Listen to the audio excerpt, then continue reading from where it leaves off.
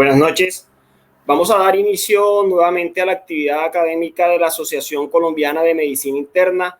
Es un placer contar con su presencia. Esta noche vamos a discutir un tema importantísimo: Antimicrobial Stewardship, la visión de un experto.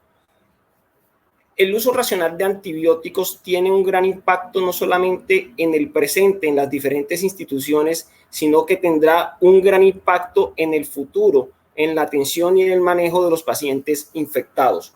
Para tratar este importante tema, nos acompaña la doctora María Virginia Villegas. Ella es una reconocida líder a nivel nacional e internacional. Es profesora de la Universidad del Bosque, encargada de las áreas de resistencia antimicrobiana y del área de epidemiología, y es la presidente del Comité de Resistencia Bacteriana y PROA de la Asociación Colombiana de Infectología y de la Asociación Panamericana de Infectología. Doctora María Virginia, nuevamente es un placer encontrarnos en este espacio académico. Homero, muchísimas gracias. De verdad es un gusto volver a estar aquí. Gracias a ustedes, a la Asociación Colombiana de Medicina Interna y a Pfizer por el apoyo de esta educación médica continuada. Creo que están viendo todo en la pantalla, ¿cierto? ¿Está bien? Bueno. Correcto, ahí tenemos la presentación, doctora. Gracias. Bueno, entonces quiero contarles un poco de lo que yo llamo el ABC de un programa de optimización de antimicrobianos, que todos realmente tenemos una responsabilidad muy grande de eso. Esta es mi declaración de conflictos. Yo trabajo en investigación, entonces recibo grants y honorarios de varias compañías farmacéuticas, entre esas Pfizer, MSD y West Química. ¿Cómo iniciar un PROA? Uno siempre dice por dónde debo empezar. Y yo creo que hay básicamente 8 pasos. El primero es hacer un análisis de las capacidades de su hospital para iniciar un PROA. Muchas veces uno quiere iniciar con lo ideal, pero la verdad es que tiene que empezar con lo que tiene. Y básicamente uno dice, bueno, ¿cuántas personas tengo? ¿Tengo una sola persona? ¿Cuánto tiempo le puedo dedicar a esa persona? ¿Quién va a ser, digamos, la sombrilla del programa? ¿Cómo vamos a desarrollar las guías? Y luego verán cómo uno puede empezar poco a poco. Luego se tiene que plantear los objetivos del PROA y, por supuesto, tiene que ir al área administrativa para obtener aprobación. Nada hacemos con tener muy buenas intenciones si realmente el área administrativa, el gerente, no apoya este programa de optimización de antibióticos. Ahí es donde uno tiene que ser muy convincente de que esto va a tener un impacto muy positivo. Aquellos hospitales que trabajan fuerte en la seguridad del paciente entienden perfectamente por qué el PROA es tan importante, ya que la infección es básicamente algo que los pacientes, digamos, va contra la seguridad del paciente. Luego armar su equipo PROA, ya es donde uno necesita saber con qué recurso humano cuenta, cuánto tiempo van a tener para poder ser más ambicioso o menos ambicioso. Luego vamos a seleccionar las intervenciones con las que uno va a iniciar. No siempre empieza de lo más sencillo a lo más complejo, no al revés. La gente quiere abarcar todo y cuando uno abarca todo realmente no puede dar resultados, porque algo que es supremamente importante es que la gente tiene que seleccionar sus indicadores. La gente en Colombia, ha sido mi experiencia, y en Latinoamérica, hacemos mucho, hacemos PROA, hacemos actividades, hacemos intervenciones, y cuando uno se siente le dice, muéstrame los resultados. ¿Dónde están los outcomes? No los tienen. Entonces, tenemos que aprender a poner resultados. Los indicadores son claves porque si no, no podemos medir lo que estamos haciendo, ¿sí? Luego hay que implementar, por supuesto, educar, entrenar, entrenar, entrenar y volver a educar. Esto es una cosa de paciencia, de convicción, de pasión, de lograr que la gente se sienta involucrado y sea parte de este equipo, ¿sí? En alguna forma. Y luego, por supuesto, hay que monitorizar el progreso y dar permanentemente feedback al área administrativa y a los colegas. ¿Cuáles son los puntos estratégicos del PROA? Que es lo que el CDC llama como el core del PROA. Primero, liderazgo hospitalario. Hay que dedicar los recursos necesarios humanos, financieros y tecnológicos. Al menos los recursos humanos para empezar. Luego, liderazgo y responsabilidad del recurso humano. Esto tiene que tener una cabeza, tiene que tener una sombrilla, un líder, y luego uno puede tener co-líderes, que ya les voy a mostrar quiénes participar. Pero en el fondo es la persona que quiera hacerlo. Eso es lo más importante. La gente que tenga la pasión para realmente comprometerse a esta tarea, ¿cierto? Participación de la farmacia, importantísimo. Hay que aprender a nombrar un farmacéutico. Ellos están jugando un papel muy importante. son personas que deben acompañar al PROA o deben estar en sitios estratégicos como las unidades de cuidado intensivo. ¿Quién de ustedes, cuando un paciente tiene 20 medicamentos diferentes, es capaz de acordarse las interacciones medicamentosas? Ayudar a ajustar la función renal, la función hepática, básicamente los volúmenes del paciente. Entonces es muy importante que los químicos empiecen a involucrar y el equipo de farmacia. Seguimiento, monitorizar la prescripción de antibióticos y el impacto de esas intervenciones, que luego le voy a hacer varias propuestas. Informes, hay que reportar el uso de antibióticos, cómo va, si hemos logrado restringir, si han disminuido, ya les mostraré varios indicadores, por supuesto, y educar a los prescriptores, a los farmacéuticos, a los enfermeros y a los pacientes sobre todo lo que significa este programa, desde reacciones adversas a los antibióticos hasta el impacto de la resistencia bacteriana cuando formulamos mal y, por supuesto, cómo se prescribe óptimamente, la dosis correcta en el tiempo correcto, la dosis correcta por el tiempo correcto. Entonces, empecemos conformando el equipo. Básicamente este es el equipo ideal, ustedes ven, y en el centro yo coloco, porque generalmente en Latinoamérica esa sombrilla a las que él va a tener que interactuar es usualmente el infectólogo. Sin embargo, si hay una institución que no hay un infectólogo, pero hay un intensivista apasionado, un internista apasionado, un farmacéutico apasionado, esa persona puede, con determinados indicadores, ser la cabeza del PROA. Fíjense que a mano derecha yo tengo persona encargada del PROA, porque generalmente los infectólogos no tienen tiempo de hacer el programa, o no tenemos, y básicamente nuestra función, ahora les voy a mostrar, es diseñar el programa, entrenar a esa persona encargada del PROA, que puede ser un internista, un médico general, un farmacólogo, hasta un microbiólogo, una enfermera, cualquier persona que uno pueda entrenar puede hacer esta labor mientras esté comprometida. Ahí ven todo, farmacia, especialista en farmacia, laboratorio de microbiología juega un papel importantísimo, sistemas de información si los tienen, si no, van a tener que hacerlo manual. Control de infecciones, muy importante, el equipo de control de infecciones tiene que estar absolutamente alineado, no nos sirve de nada, básicamente nosotros restringir los antibióticos cuando la gente del hospital no tiene conciencia de que tiene que lavar las manos y hacer una buena desinfección y limpieza para no diseminar estas bacterias resistentes. El epidemiólogo, les voy a contar, tiene una función importantísima. División de infectología, porque deben estar alineados con la guía de antimicrobianos, ¿sí? Uno tiene que tener el consenso del resto de sus infectólogos que trabajan en el hospital. Director de seguridad del paciente, porque él dijo esto está claramente alineado, y otros médicos especialistas. Y, por supuesto, el gerente hospitalario, ¿sí?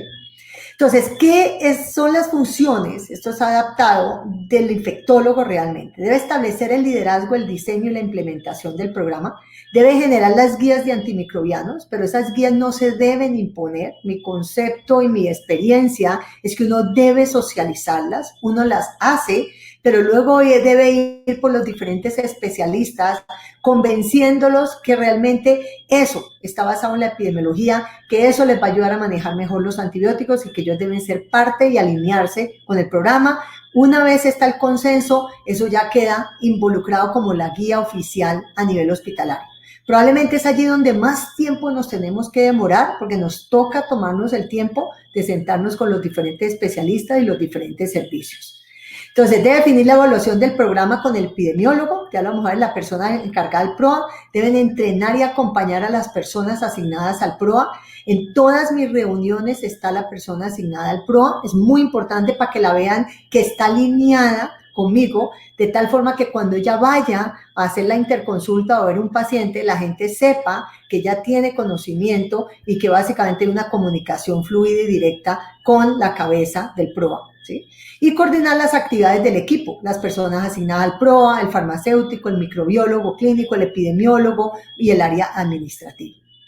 ¿Qué debe hacer ese médico hospitalario, farmacéutico o persona asignada al PROA? Deberá estar entrenado en conceptos de resistencia bacteriana, si no, no va a poder interpretar los antibiogramas, si no, no le va a poder decir al médico que está viendo y haciendo la intervención por qué debe escoger un antibiótico frente a otro.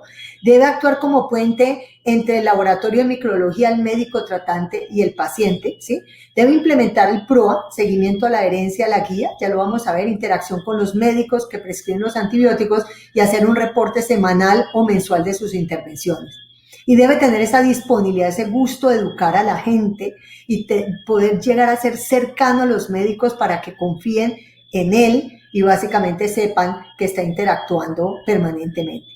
El epidemiólogo hospitalario, no muchos hospitales lo tienen, pero es clave, no solamente porque ayuda en el control de infecciones, sino que le ayuda a uno a adaptar las guías basadas en la evidencia en el mundo, a desarrollar los indicadores, que son las herramientas métricas que permiten monitorizar y dar resultados para poder tener al área administrativa realmente contenta y apoyándonos, y debe fortalecer un grupo de medidas, como les dije, básicamente de control de infecciones que están muy alineadas con el uso apropiado de antibióticos.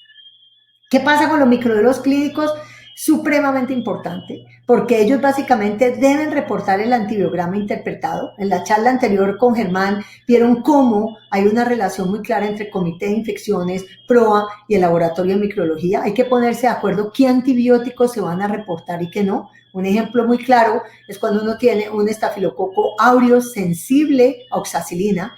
Nosotros tomamos la decisión de no reportar vancomicina, ni linezolid, ni daptomicina, porque siguen siendo los beta-lactámicos los antibióticos de elección y no queremos que los médicos piensen que como vancomicina es un antibiótico más potente, que no es verdad, porque se usa para una bacteria resistente, un meticilino resistente, debe utilizarse en un estafilococo aureus sensible.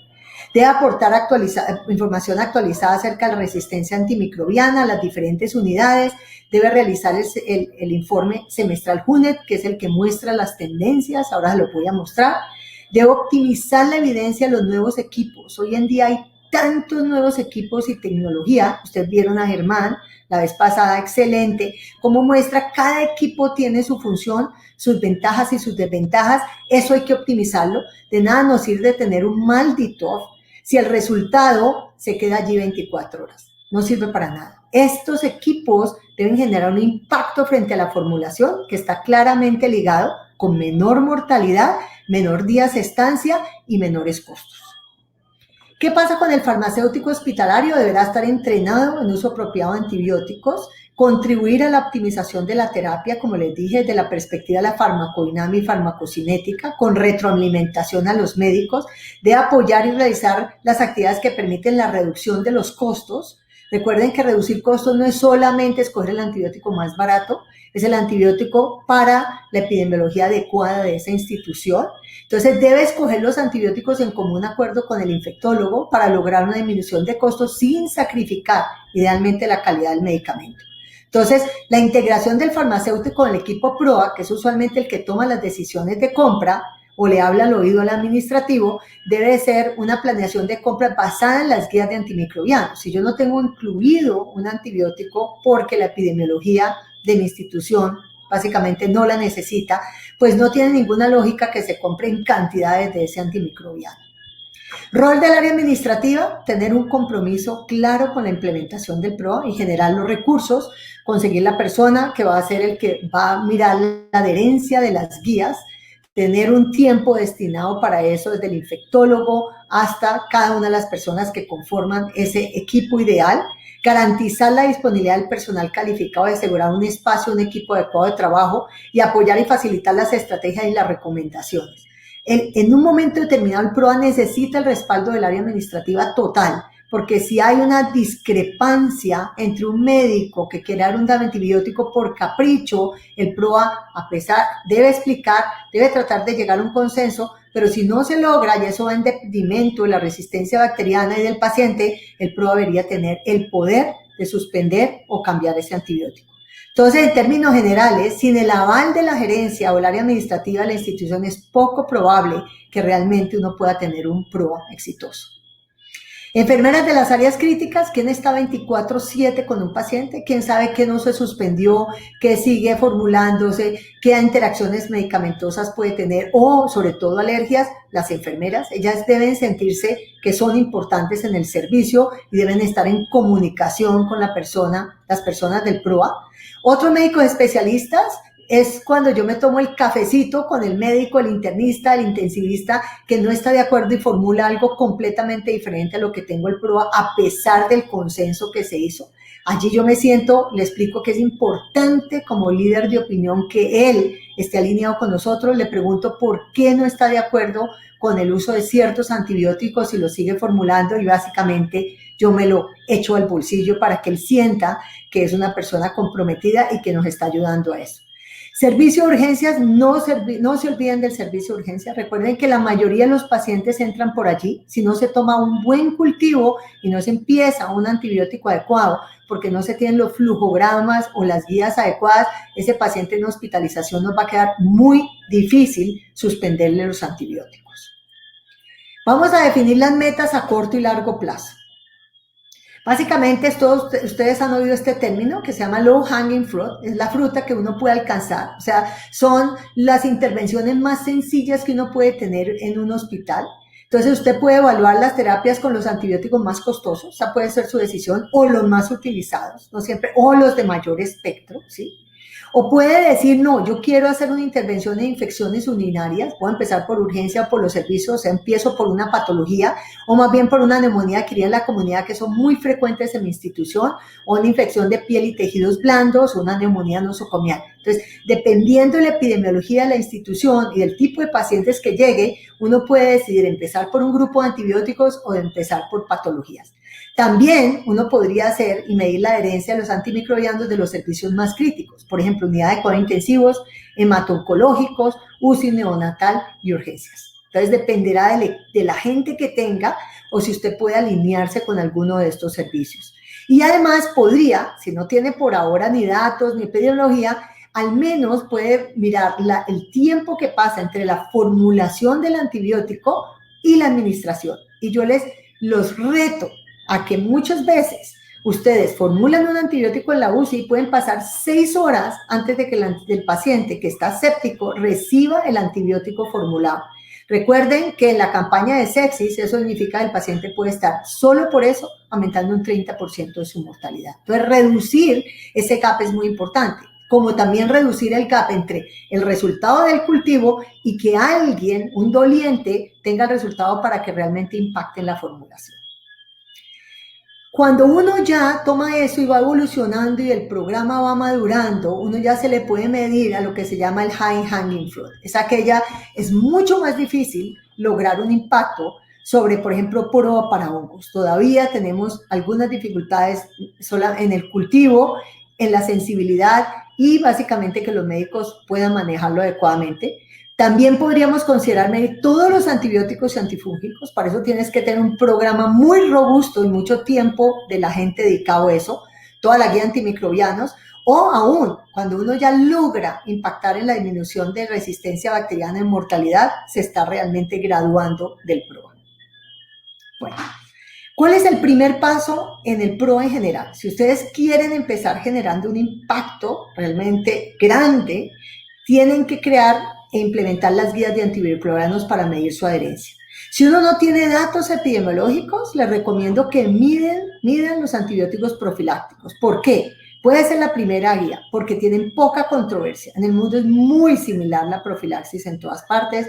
Hay una evidencia generalizada de su impacto. Es clarísimo que una buena profilaxis disminuye las infecciones del sitio operatorio, lo cual es muy importante para una institución por los costos y la morbimortalidad que eso genera, ¿cierto? Entonces es medible realmente, es seguro para los pacientes. Sin embargo, recuerden que es el campo de los cirujanos y si quieren realmente intervenir, ustedes tienen que involucrarlos en esa guía, tienen que convencerlos y tienen que tener apoyo del área administrativa.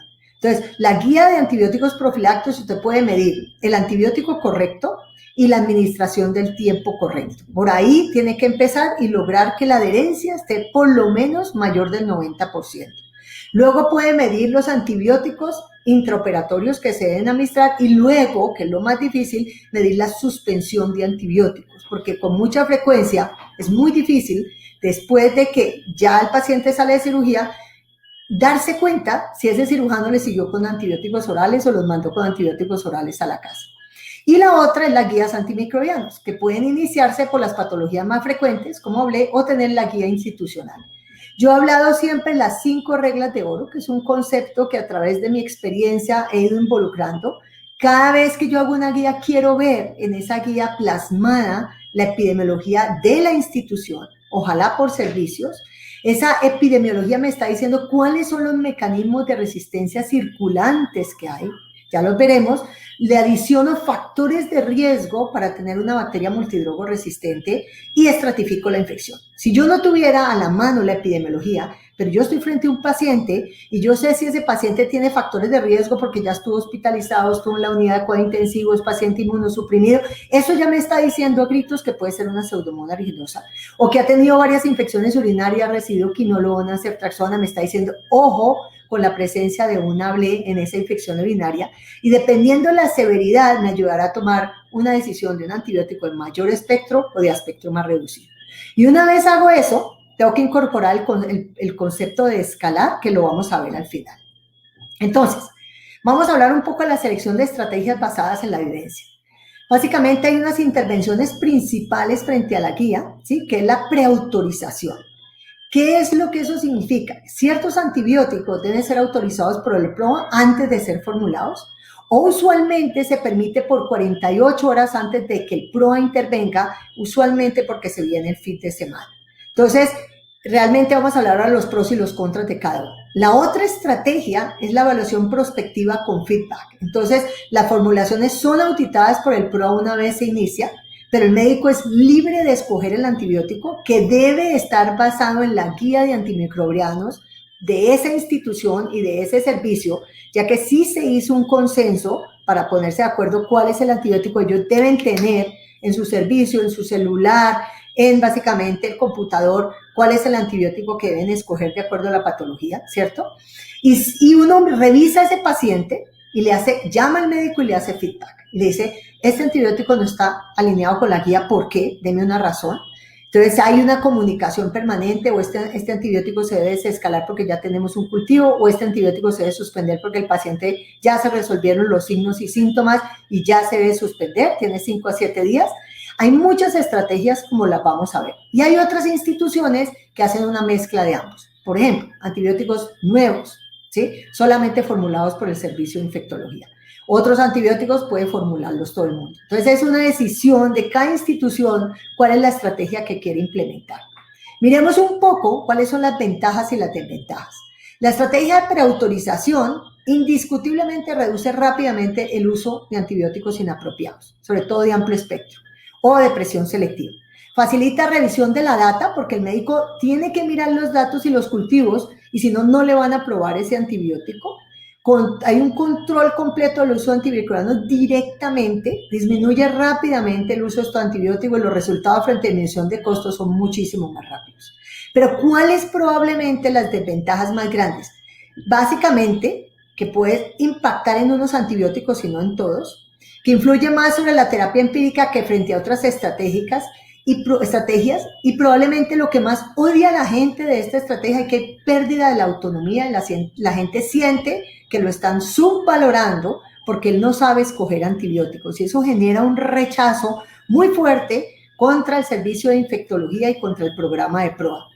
Requiere mucho mayor cobertura, que tienes que estar casi 24/7 porque una demora puede impactar en mortalidad del paciente, ¿cierto?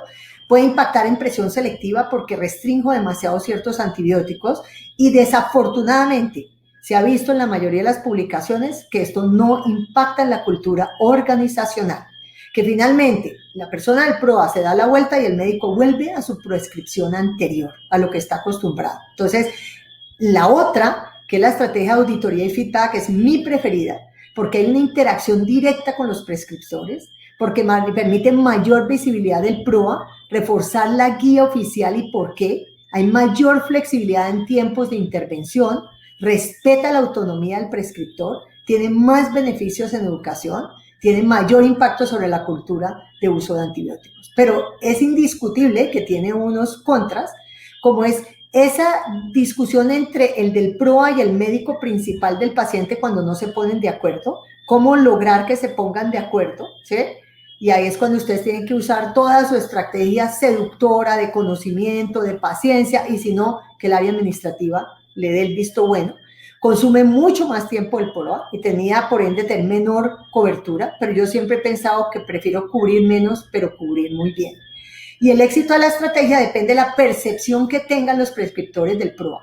quién es esa persona como líder que le creen que es la persona más adecuada para formular antibiótico y puede, por supuesto, tomar más tiempo para generar un impacto. Bueno, escojamos algunos de los indicadores. Indicadores de procesos de uso de antimicrobianos, tenemos DDD, dosis diaria definida, tenemos DOT, que la vamos a ver, ¿sí? LOT, tenemos adherencia a buenas prácticas en el uso de antimicrobianos, ¿sí? Uso apropiado de antibióticos de acuerdo a la guía de antimicrobianos, eso se da en porcentaje. La aceptación de las intervenciones en porcentaje. La proporción de pacientes desescalados de acuerdo al cultivo, ¿sí? Y proporción de pacientes que pudieron pasar de endovenoso a oral. Los indicadores de resultados estarían los microbiológicos, los clínicos y los financieros. En los microbiológicos, lo ideal es demostrar que hay una disminución de las tasas de colonización e infección por bacterias multidrogo resistentes, entonces toma mucho más tiempo, recuerden, es una fruta alta. Tasa de infección por Clostridium difficile, que en Colombia no es tan impactante como en Estados Unidos, que es una medición impresionante, ¿sí? Por la prevalencia que tiene. Clínicos, tiempo de estancia hospitalaria, mortalidad relacionada con infección, readmisiones por eventos infecciosos y reinfecciones. Y los financieros a los que queremos llegar todos para poder tener realmente un impacto y que el área administrativa no solamente le interesa la resistencia bacteriana, se lo garantizo, sino cuánto me estoy ahorrando en el programa. Entonces, costo de antibióticos por paciente día, costo de los antibióticos por paciente admitido. Miremos DOT, que es Days of Therapy. Es cualquier antibiótico que se reciba en un periodo de 24 horas representa un DOT independientemente de la dosificación o el número de dosis. Entonces, el DOT para un paciente que recibe múltiples antibióticos es la suma de DOT por cada antibiótico. Se van sumando básicamente los días. El DDD, que es dosis diaria definida, es el número total de gramos de un antibiótico utilizado dividido por el DDD asignado por la Organización Mundial de la Salud. Esto no es la dosis usual terapéutica. No es 2 gramos de meropenem cada 8 horas o 1 gramo cada 8. Se establece básicamente por la Organización Mundial de la Salud y ahí les dejo el link donde está básicamente disponible. Entonces, la fórmula es consumo de antibióticos en gramo sobre la constante de DDD que te lo da la Organización Mundial de la Salud por el número de camas, por la porcentaje de ocupación, de que es importante, por el tiempo que generalmente se toma un mes.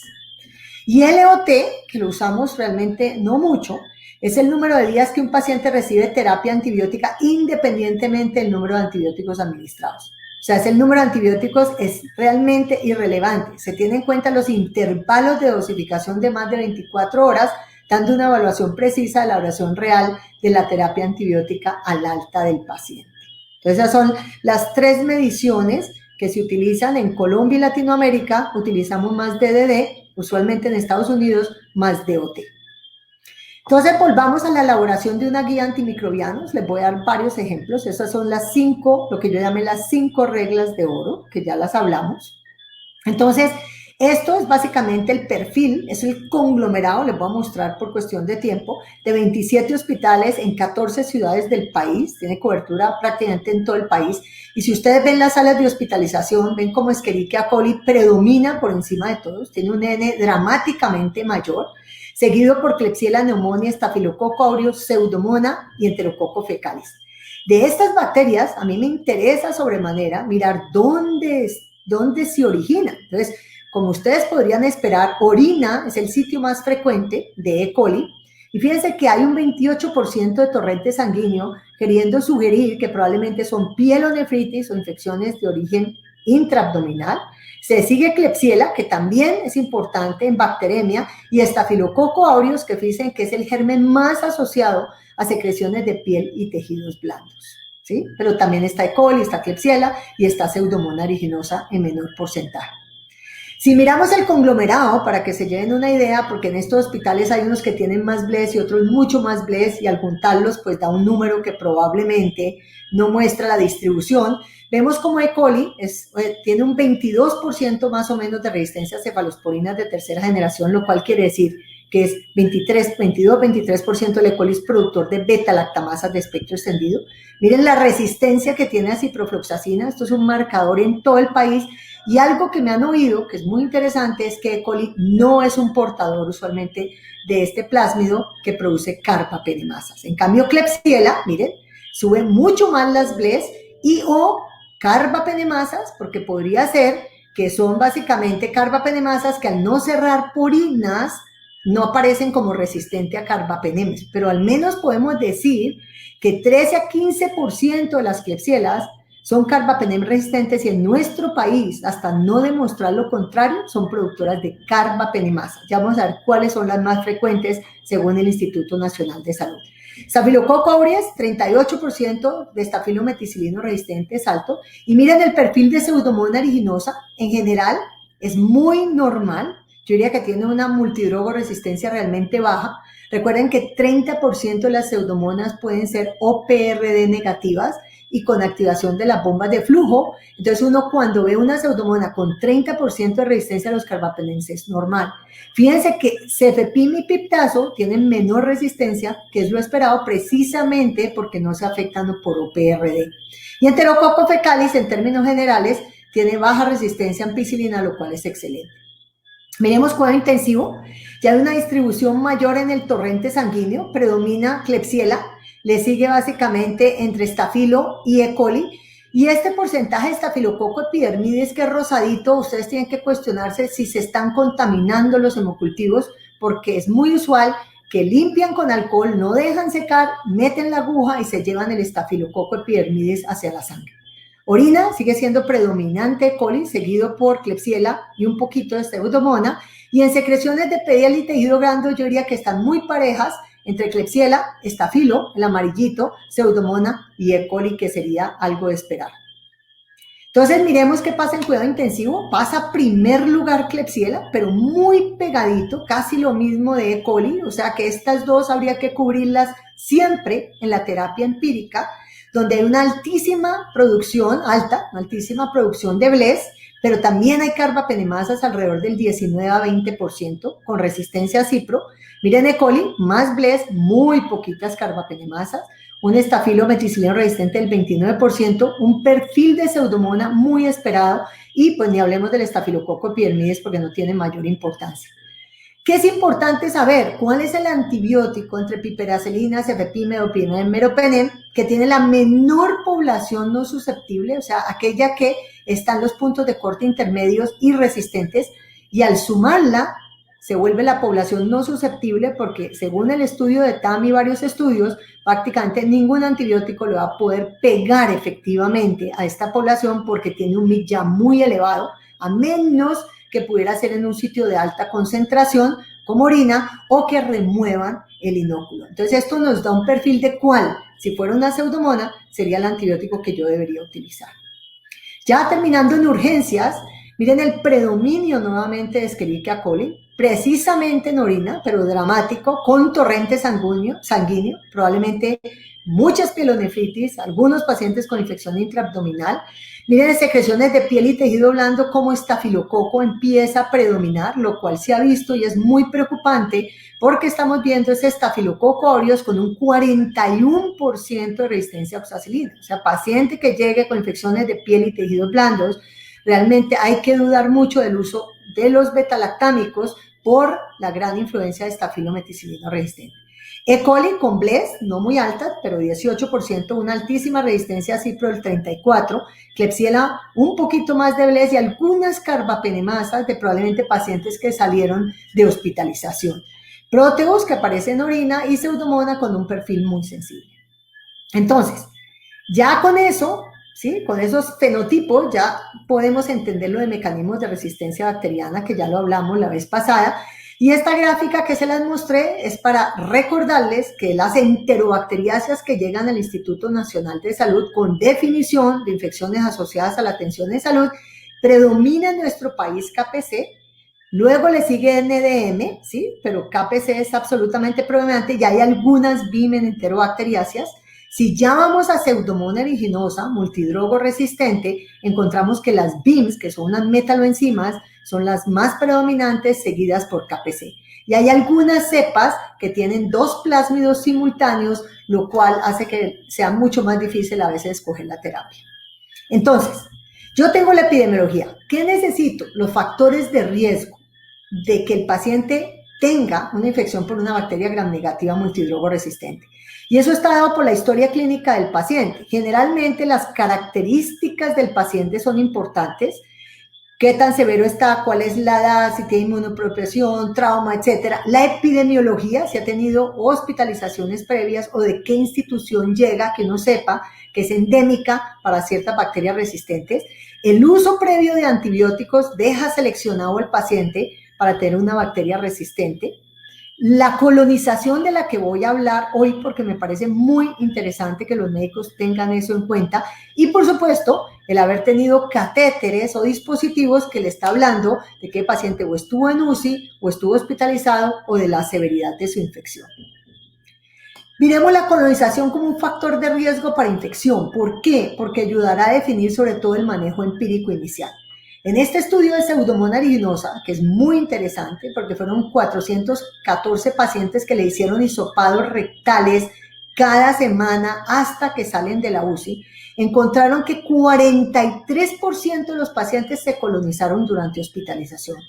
De esos, 77 hicieron una infección, y miren lo interesante, el 90% tenían colonización anterior por Pseudomonas, y más o menos el 90% de estos tuvieron concordancia al genotipo. ¿Qué quiere decir? El hisopado rectal y luego la infección donde se dio, bien sea en sangre, en orina, en tejidos blandos, era absolutamente la misma Pseudomonas con la que el paciente se había colonizado.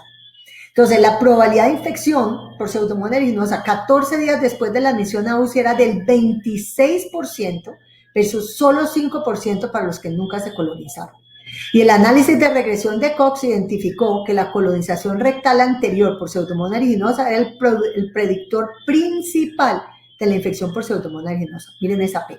Entonces, estar colonizado es un riesgo gigantesco para hacer una infección por esa bacteria que colonizó al paciente. Miremos otro estudio de Pseudomonas aeruginosa, básicamente en infección en cuidado intensivo. Fue un estudio entre noviembre del 2014 y 2015. Se incluyeron solo 34 pacientes de la UCI con criterios de IA por Pseudomonas aeruginosa. 38% estaban colonizados al ingreso. Se sabe qué factores de riesgo tenía, pero luego 52 más de los pacientes que se quedaron se colonizaron durante su estancia. O sea, uno aumenta la colonización en la estancia. Y miren esto, los pacientes colonizados tuvieron mayor riesgo de infección clínica relacionada con Pseudomonas aeruginosa. La relación de peligro fue 4.6, con una P altamente significativa. Y las cepas fueron usualmente específicas del paciente, específicas del sitio y persistentes en el sitio. Miren esto, las infecciones básicamente ocurrieron por cepas endógenas en el 94% de los pacientes, ¿cierto? Las cepas relacionadas con neumonía social ventiladora idénticas a los esperados endotraqueales. Yo no creo que uno pueda hacer solamente un diagnóstico de neumonía social ventilador por la secreción traqueal, pero le está diciendo que esa colonización, depende de la interpretación clínica, probablemente puede llevar a una mayor infección y nos sirve para ampliar la cobertura. Pasemos a enterobacteriaceas, que es nuestro mayor problema porque Colombia es indiscutiblemente endémico. En este estudio de 119 pacientes con hisopados rectales por enterobacteriaceas carbapenem resistente, el 10% desarrollaron una infección clínica. Y eso es usualmente en países, esta es la doctora Pranita Tama del Johns Hopkins en Estados Unidos, que no tienen la endemicidad que tiene Colombia. La duración de la estancia en el hospital fue más o menos de 6 días. Pacientes colonizados por estas enterobacteriaceas tenían mayor probabilidad de desarrollar una infección que pacientes colonizados por una bacteria sensible. Miren, 36 versus 3%. Y los sitios de infección que ellos encontraron más frecuentes fueron respiratoria, orina, intraabdominal, herida y sangre. Este es el último estudio que les voy a mostrar, donde básicamente hacen una comparación entre las enterobacteriaceas productoras, estas sí de carbapenemasas, versus las no productoras, ¿sí? Y demuestran, miren esto, que la colonización por enterobacteriaceas productoras de carbapenemasa se asoció con un aumento significativo de la relación de riesgo de mortalidad en UCI. Miren la curva tan pronunciada y es diferente a las resistencias a carbapenemasas productoras versus las no. Entonces, ¿qué quiere decir esto? Que la colonización es un factor de riesgo importantísimo para infección, ¿sí? y que está claramente ligada a mortalidad. En este estudio que nosotros hicimos en 7 países en Latinoamérica, demostramos cómo básicamente la infección por enterobacteriasas productoras de carbapenemasa era un factor gigante relacionado con mortalidad. Miren la P, miren el análisis, lo mismo la severidad del paciente.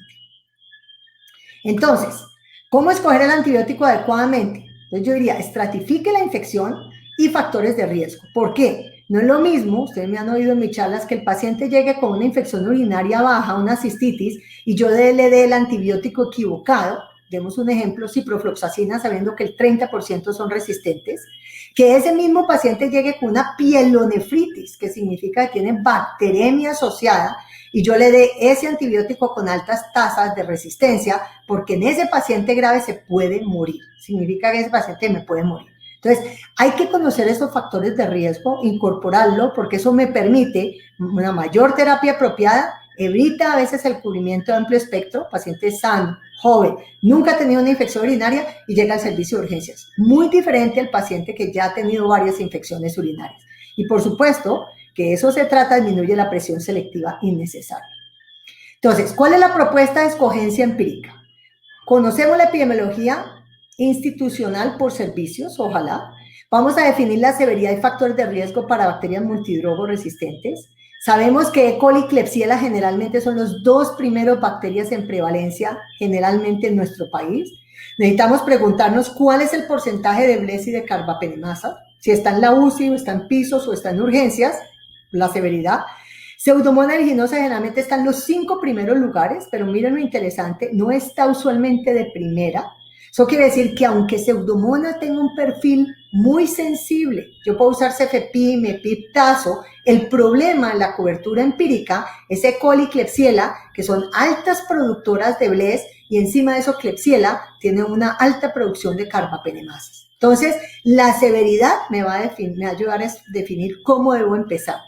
Y básicamente en Pseudomonas aeruginosa, ¿por qué tenemos que incluirla siempre? Por su patogenicidad. A pesar de que esté en el tercero, cuarto, quinto lugar, es un germen que siempre hay que incluir en la unidad de cuidado intensivo de los pacientes adultos. En UCI, entonces, con prevalencia de BLES del 20 al 40%, ¿sí? Si E. coli es la primera o si Klebsiella es la primera, y en esa institución tenemos Klebsiellas con 30% de producción de carbapenemasas, porque en sangre aparece, que es la bacteria más frecuente, como les mostré, indiscutiblemente Ceftazimia avibactans sería la primera opción terapéutica. Porque como lo vimos la vez pasada y lo vamos a ver en la próxima webinar, indiscutiblemente es superior a cualquier combinación. Si no hay carbapenemasas o son menos del 10%, por decir algo, pero eso dependerá de la severidad, pero hay BLES entre el 20 y el 40 que estarían en E. coli y Klebsiella, podría ser meropenem, porque a pesar de que Pseudomonas sea muy sensible a cefepime y piptazo, cualquiera de estos 2 antibióticos frente a las BLES o carbapenemasas se van a hidrolizar y vas a tener falla terapéutica. Y para Pseudomonas se ajustará después o se va a desescalar, depende de la sensibilidad que tenga en cada institución. Entonces, aquí vamos, terapia empírica. Las bacterias predominantes en orina, como vieron, son E. coli y Klebsiella, tienen el doble de cepas de las demás. Las bacterias predominantes en sangre, al menos en la red, como lo vimos, son Klebsiella, Staphylococcus aureus y E. coli. E. coli tiene 23 a 32% de BLES, con un número muy alto de resistencia. Carbapenemasa pajitas, esa no me preocupa, pero Klebsiella puede estar entre el 16 y el 24 con altas BLES. Entonces, si yo tuviera una infección en orina, sería un carbapenem para cubrir BLES, pero sin embargo, si hay un shock séptico, una sepsis severa, con paciente con factores de riesgo para carbapenemasas, deberías de utilizar ceftazidime avibactam. Con estabilidad hemodinámica y un cultivo positivo, se descala. No hay ningún problema, pero tienes que empezar bien desde el principio. En sangre, haríamos el mismo ejercicio. Si tienes shock séptico es muy diferente si el paciente tiene una bacteremia que yo puedo esperar, ¿sí? Y en el caso de Pseudomonas, que está en el cuarto, quinto lugar, si usted encuentra un cultivo es muy fácil, pero si no lo encuentra, básicamente fíjense en las sensibilidades de cefepime, piptazo, mero y midori, son bastante buenas, y si ya tiene una Pseudomonas resistente a cefepime, piptazo, meropenem, descarta carbapenemasas, ceftalozone, tazobactam sería la opción terapéutica. Entonces, el cultivo ayuda para desescalar. Ya con esto vamos a terminar. Hay varios conceptos de desescalar. No solamente reducir el espectro, es quitar el número de antibióticos innecesarios, es definir la dosis con la que yo voy a tratar esa infección y voy a definir el tiempo de tratamiento. Entonces, miremos el espectro. Si inicio con un espectro amplio, por ejemplo, un carbapenem, y no es una pseudomonas, ni es un enterobacterial con BLES o KPC, debo desescalar a un espectro más reducido. Si el paciente está con una bacteremia o una infección del tracto urinario sin sepsis, yo tengo el cultivo, puedo desescalar a ertapenem, si es una BLE. Si el paciente no tiene bacteremia, sino una infección intraabdominal o una infección de piel y tejidos blandos, tengo ya dos opciones, o ertapenem o tigecyclina, ¿sí? Dosis de carga de 100 miligramos y luego 50 cada dosis. Entonces, ¿por qué no tigecyclina en bacteremia? Porque definitivamente no tiene unos buenos niveles y se asoció con mayor mortalidad como monoterapia. Hay una gran discusión en neumonía dependiendo de la dosis. Lo segundo que tengo que hacer es el número de antibióticos. Yo empiezo con un betalactámico, antipseudomonas y aminoglicosio en la UCI, pero si luego el cultivo me llega y dice una pseudomonas aeruginosa sensible o una enterobacterial sensible, yo debo suspender la terapia combinada. Y eso es el aminoglicosio. Nunca se ha demostrado que la adición de un aminoglicósido en una bacteria sensible cambie el outcome. No sirve para nada sino aumentar toxicidad y resistencia bacteriana. Una bacteria sensible va a funcionar bien al antibiótico si le das la dosis adecuada. Si inicio terapia combinada en la UCI porque tengo un catéter venoso central y no tengo un foco donde empezó, yo adiciono vancomicina. Pero por supuesto, si después muestra que no hay un estafilococo aureus, yo debo suspender vancomicina. Vancomicina no se debe quedar allí por si acaso, porque el estafilo se cultiva muy fácil de la sangre. Dosis. Si se sospecha o reporta una infección por BLES y yo empecé con mero, pero me llegó el cultivo y empecé con 2 gramos pensando en pseudomonas cada 8 horas, yo me puedo desescalar a 1 gramo de meropenem cada 8 horas. Para BLES 1 gramo es más que suficiente, pero si tengo una enterobacteriacia, carbapenem resistente, probablemente productora de carbapenemasa, desafortunadamente me tengo que optimizar la dosis del antibiótico, subirla a la máxima expresión. Y tiempo de tratamiento. El consenso actual es que una vez los signos y síntomas de infección disminuyen, que generalmente se toma entre 48 a 72 horas, cuando yo empiezo con el antibiótico adecuado, yo espero 48 horas más de la resolución de los signos y síntomas y yo suspendo el antibiótico. Eso no le da más allá de 5 a 7 días y está claramente demostrado en infección intraabdominal, infección de piel y tejidos blandos, neumonía nosocomial, neumonía asociada al ventilador. ¿Cuáles son las únicas 2 bacterias que todavía uno no suspende tan tempranamente? Pseudomonas aeruginosa y Staphylococcus aureus, probablemente por la gran capacidad de producir necrosis cuando están asociadas a infección en el pulmón. Desafortunadamente, señores, no se puede suspender un antibiótico si yo no tomo un cultivo adecuadamente. Por eso es vital tomar el cultivo. Más le vale una terapia inapropiada que un cultivo que le va a poder decir si puedo desescalar, si puedo pasar a vía oral y si puedo mandar a ese paciente a la casa. Entonces, en resumen, los PROA deben tener en cuenta varios factores para su inicio. Apoyo administrativo y económico, posibilidades institucionales, cuál es mi equipo humano, el tiempo, los datos que puedo adquirir o puedo tener para hacer mi gestión como PROA, prioridades y metas definidas. Definan prioridades, no quieran cubrir absolutamente todo.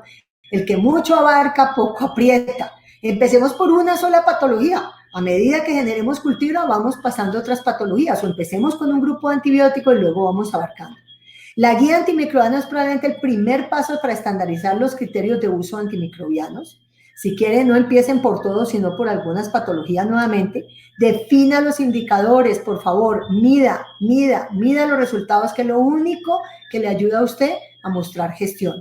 Inicie de lo sencillo a lo complejo, pero inicie, por favor. La gente cuando a veces se queda esperando que lo tenga todo para iniciar. Uno puede empezar e ir abarcando cada vez más. Bueno, un programa de Antimicrobial Stewardship PROA, recuerden, es un reto personal y de trabajo en equipo donde lo más importante es iniciar. Y los resultados son básicamente el de todos. Muchísimas gracias.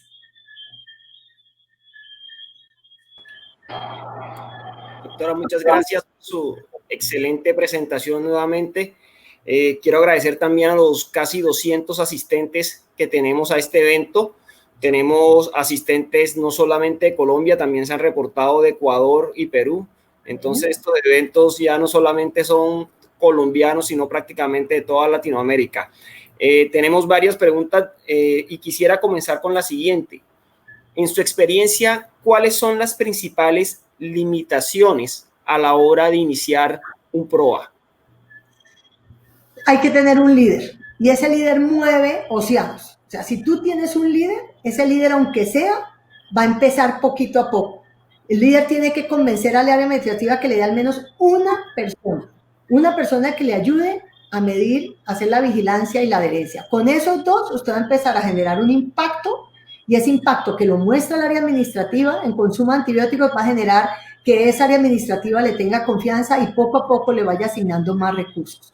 Pero sí tiene que tener una persona asignada, al menos una. Eso no se hace por raticos y porque a mí me gusta, tiene que haber seriedad, tiene que haber un compromiso y tiene que ser algo que la institución defina como parte de su programa. Liderazgo y compromiso, muy bien.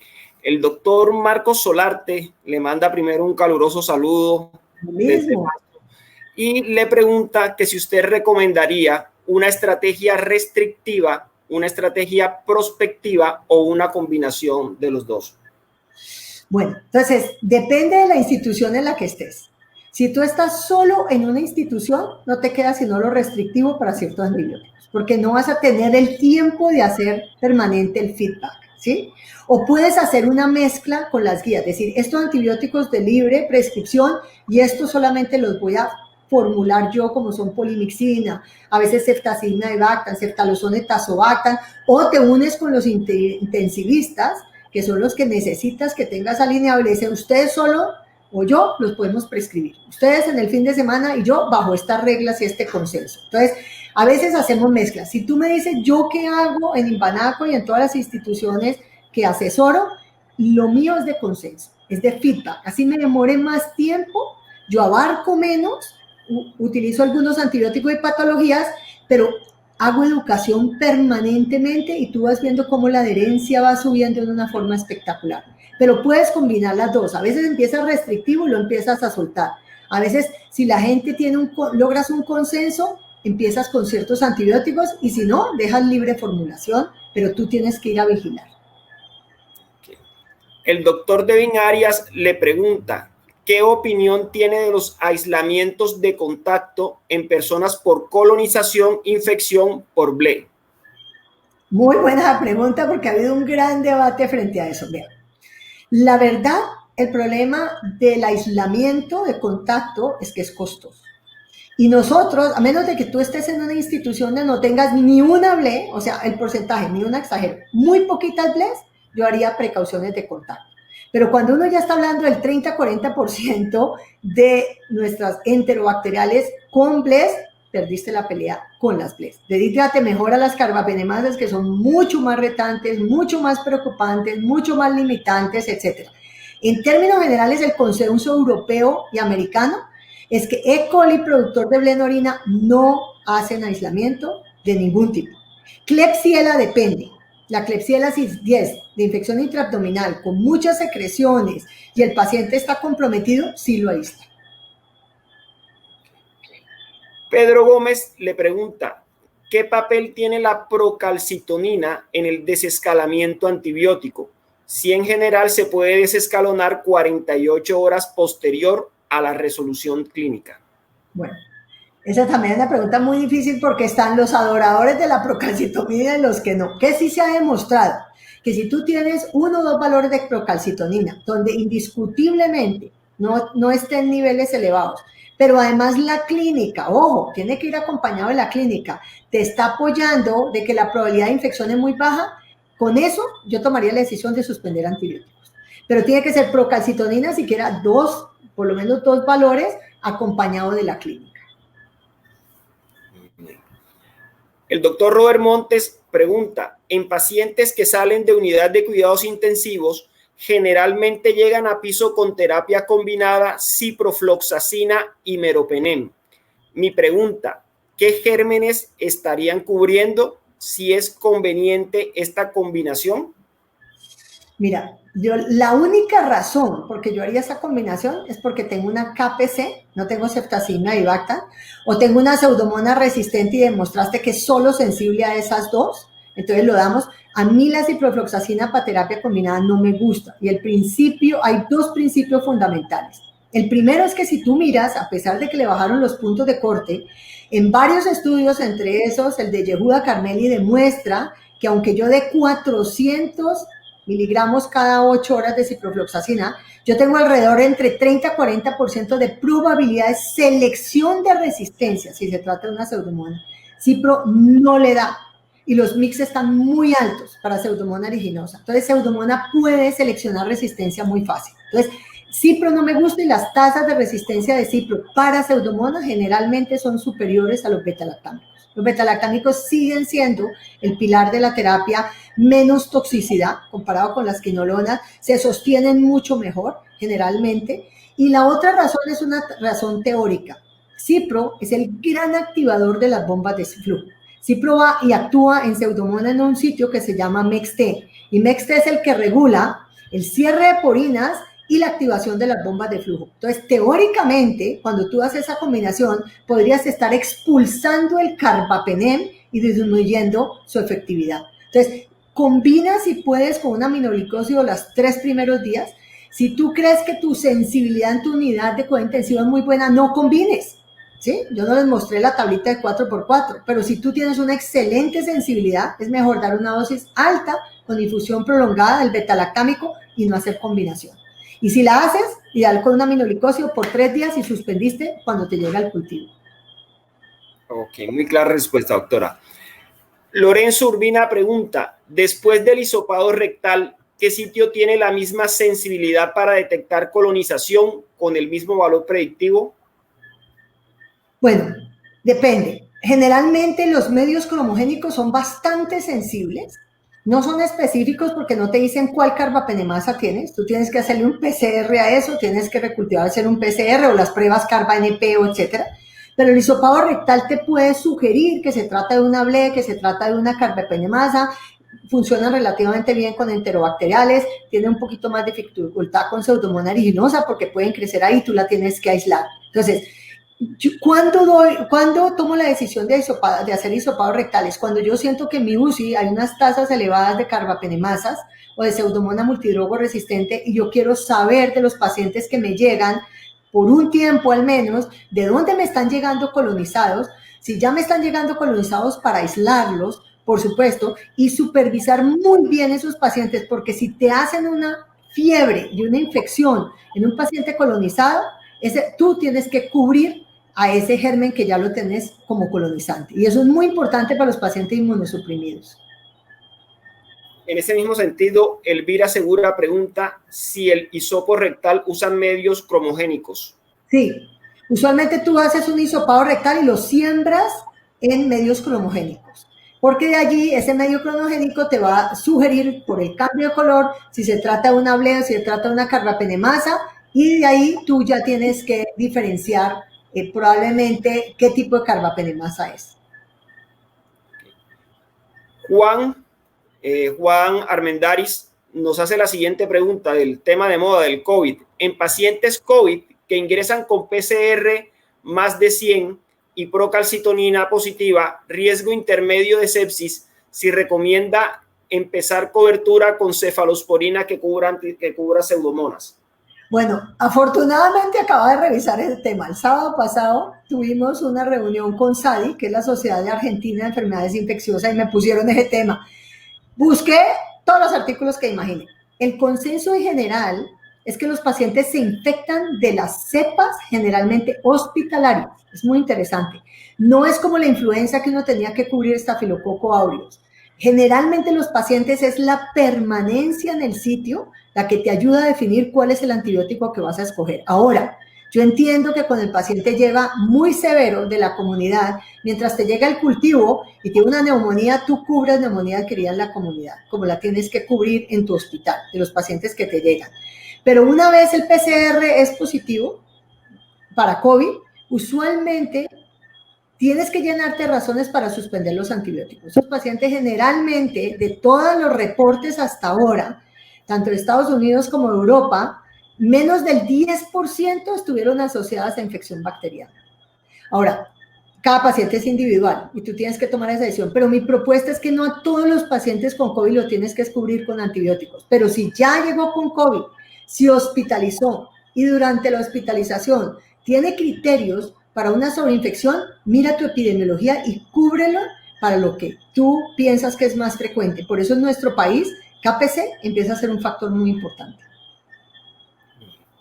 Emilia Estrada le pregunta, en un paciente con infección grave, en los que se inicia con carbapenémico combinado con aminoglucósido y se reporta un germen BLE, si mantiene la combinación por 5 días o si deja solamente el carbapenémico. Eso te lo garantizo, deja solo el carbapenémico. Hay varias publicaciones donde demuestra que en el caso de BLES y de AMCES, de la producción de Enterobacter, la adición de un aminoglicósido no cambió el curso, ni los resultados, ni el outcome. Aumenta la toxicidad y aumenta, por supuesto, la morbilidad y la toxicidad de esos pacientes. Quítale el aminoglicósido con toda certeza. Si es un BLE, el carbapenem es más que suficiente para erradicar esa infección. Muy bien. Oscar López pregunta, ¿por encima de qué MIC no daría carbapenem en una bacteria con carbapenemasa y qué opciones tendría? Generalmente, cuando han hecho pues las curvas, uno tiene solamente ya un 25 menos, entre un 10 y un 25% de estar por encima del MIC de esa carbapenemasa cuando te pasas de 16. Y cuando estás en 32, lo perdiste el carbapenem. Desafortunadamente, algunos métodos automatizados no te dicen resistente mayor de 16 o 32, te dicen resistente mayor de 8. Entonces, ese es el problema. Tú te quedas, ¿es 8? ¿Es 16? ¿Es 32? ¿Dónde estoy? Entonces, muchas personas siguen dando, desafortunadamente, el carbapenem. Toca darlo, pues porque no tienen nada más y en los estudios de combinación, indiscutiblemente la adición de un carbapenem hizo una diferencia frente a mortalidad, siendo que no fueron estudios ni buenos, ni bien diseñados, ni con brazos aleatorizados. Por eso yo sigo abogando que uno debe tener el antibiótico correcto y ahí ceftazidima y bacta lejos supera cualquier otra de las combinaciones. O ceftalozona y tazobacta en el caso de una pseudomonas aeruginosa. John Cárdenas pregunta, ¿una pseudomonas resistente a carbapenem con sensibilidad a cipro y a mica sería adecuado monoterapia con cipro o combinado? Mírale muy bien a ciprolamic. Esa MIC tiene que estar por debajo de 1. Ojo, y ojalá sea una infección urinaria. Si fuera una infección urinaria con un MIC de 0.025 o 0.25, menos de 0.5, mejor dicho, yo le daría ciprofloxacina 400 cada 8. Acuérdate que una pseudomonas nunca le das una dosis bajita, ¿sí? Con 400 cada 8 yo estaría tranquila en una infección de piel y tejidos blandos y en una infección urinaria, pero en bacteremia y en neumonía, no. Si no tengo ninguna otra opción, prácticamente tendría que adicionarle el aminoglicósido para ayudar a bajar el inóculo y que probablemente tenga menor probabilidad de selección de resistencia. Muy bien. El doctor Fran Olarte pregunta si hay diferencia entre antibióticos genéricos versus los originales y cuál sería la recomendación para el área administrativa. ¿Cómo convencer a los administrativos de este tema? Este ha sido un dolor de cabeza de toda mi vida, porque no he hecho y no pelear por eso. Desafortunadamente en Colombia no tenemos los estudios de calidad de los medicamentos que se hacen en otras partes. Entonces, fíjense en las recomendaciones del INVIMA. El mismo INVIMA dice cefepime no pasa sistema nervioso central, piptazo no se puede usar en menores de 12 años. Cosas absolutamente absurdas que tú crees que los antibióticos son intercambiables. No lo son. Peleen para que en sus unidades de cuidado intensivo, en pacientes críticos, inmunosuprimidos, neonatos, menores de 12 años, prácticamente sean originales donde se hicieron los estudios y se demostró que con esa molécula se logró una eficacia terapéutica. Ningún genérico tiene eficacia terapéutica porque no se la piden ni se la van a pedir. Entonces, tú no sabes dónde estás parado. Entonces, en pacientes críticos, cada gramo del antibiótico realmente cuenta. Lucha para que sean al menos ahí los originales. Muy bien. Nos están saludando desde México, Costa Rica, desde Chicago. Hemos llegado a todo el continente. La última pregunta para cerrar la sesión, doctora, la hace el doctor Camilo Zambrano. En infecciones urinarias complicadas acompañadas por bacteremia por E. coli, BLE, ¿ertapenem sería una buena opción o se cambiaría a meropenem y por cuánto tiempo se trataría? Bueno, es muy bueno porque sí hay estudios de ertapenem con bacteremia. Fueron contundentes y se compararon con otros carbapenems, en este caso meropenem, y los resultados en bacteremia fueron idénticos. ¿Dónde no utilizaría yo ertapenem? En sepsis, shock séptico, porque no tiene estudios y 1 gramo cada 24 horas te deja en una posición muy complicada. ¿Dónde no utilizaría ertapenem? Con una albúmina menor de 2. Sin embargo, nadie se ha puesto de acuerdo, pero la razón dice que como está tan ligado a la albúmina, una albúmina menor de 2 tendría problemas para la distribución del ertapenem. Pero si tienes bacteremia, no sepsis, puedes usar ertapenem sin ningún problema. Y presionas una pseudomonas aeruginosa. Por favor, acuérdense, si no es una pseudomonas, traten de no dar un antibiótico con espectro antipseudomonas, porque pseudomonas es la que se la va a cobrar después. Y eso está claramente demostrado. Excelente, doctora. Bueno, nuevamente agradecerle, doctora, su participación en este evento de la Asociación Colombiana de Medicina Interna, agradecerle a todos nuestros asistentes, agradecerle también al laboratorio Pfizer por el apoyo para esta actividad académica y espero seguirnos encontrando en futuras ocasiones. Muchas gracias, excelente moderador, y muchas gracias a todos por darnos la oportunidad de estar con ustedes esta noche. Muchísimas gracias. Feliz noche. Feliz noche.